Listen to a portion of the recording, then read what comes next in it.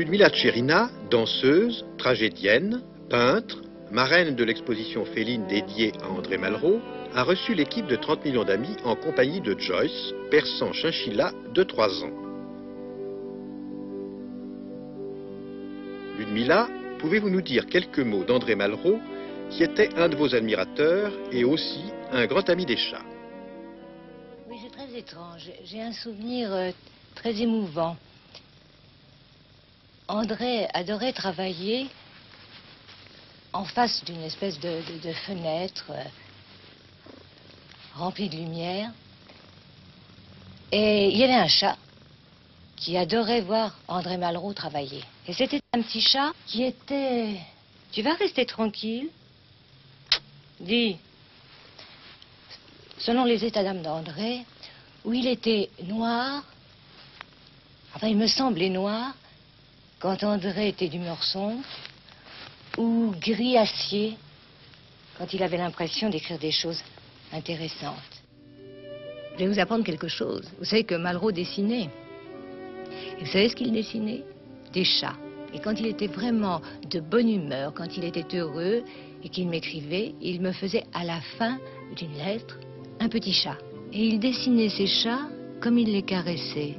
C'est-à-dire qu'il partait du museau, il passait par les petites oreilles, le parcours continuait de sa main sur le dos, l'échine, et jusqu'au bout de la queue du chat. Eh bien, quand il dessinait ces petits chats, c'était le même parcours du crayon sur le papier. Savez-vous que ces bêtes sont fabuleuses? Nous mettons 15 ans pour faire un saut de chat. Un saut de chat, c'est ça. C'est-à-dire, c'est un pas que le chat a inventé comme ça. Et ce chat, au bout de 6 mois d'existence, fait un entrechat 4, un entrechat 6, un saut de chat d'une façon extraordinaire. Et nous, pauvres humains, moi, par exemple, il m'a fallu 15, 16, 17 ans pour arriver à faire ce pas à peu près convenablement. Tcherina, une carrière bien remplie. Quelques titres viennent à l'esprit. La mort du cygne, Bonaparte, Gisèle, Antinéa dans l'Atlantide, Le martyr de Saint-Sébastien,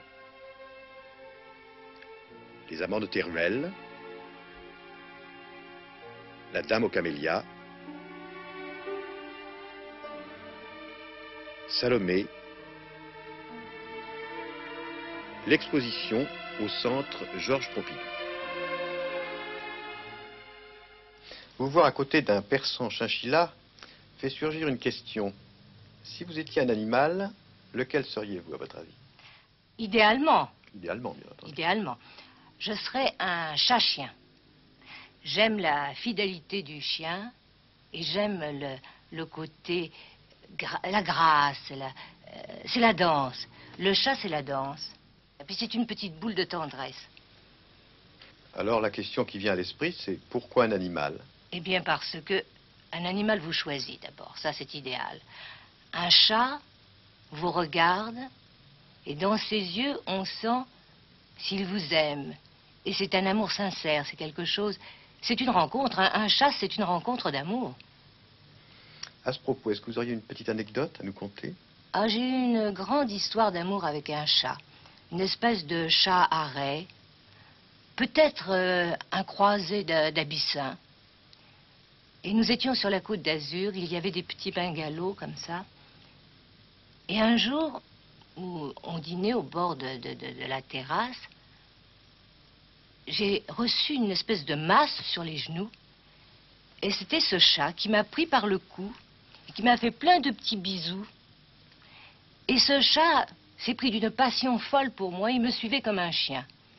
Et la nuit, il grattait au volet. Et il venait se mettre entre mon mari et moi, il s'allongeait de tout son corps, il me prenait par ses petites pattes. Enfin, ça a été une passion fabuleuse. C'est un des plus beaux souvenirs de ma vie.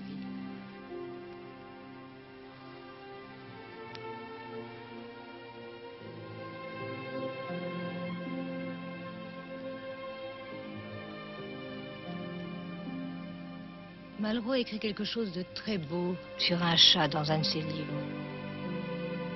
Lorsque je passais devant une dourga sanglante,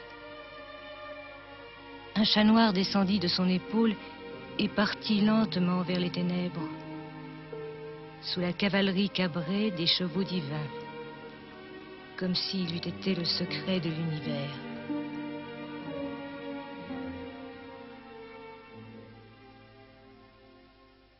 J'ai cru savoir que vous alliez recevoir un chat abyssin.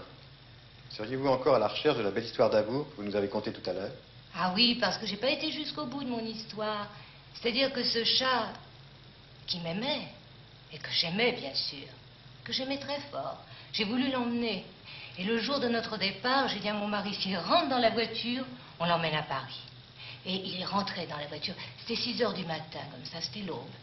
Et ce chat est rentré dans la voiture, et au moment où mon mari, il y avait donc une portière ouverte, et la portière de mon mari. Mon mari a fermé la portière, évidemment, de son côté, et le chat est parti.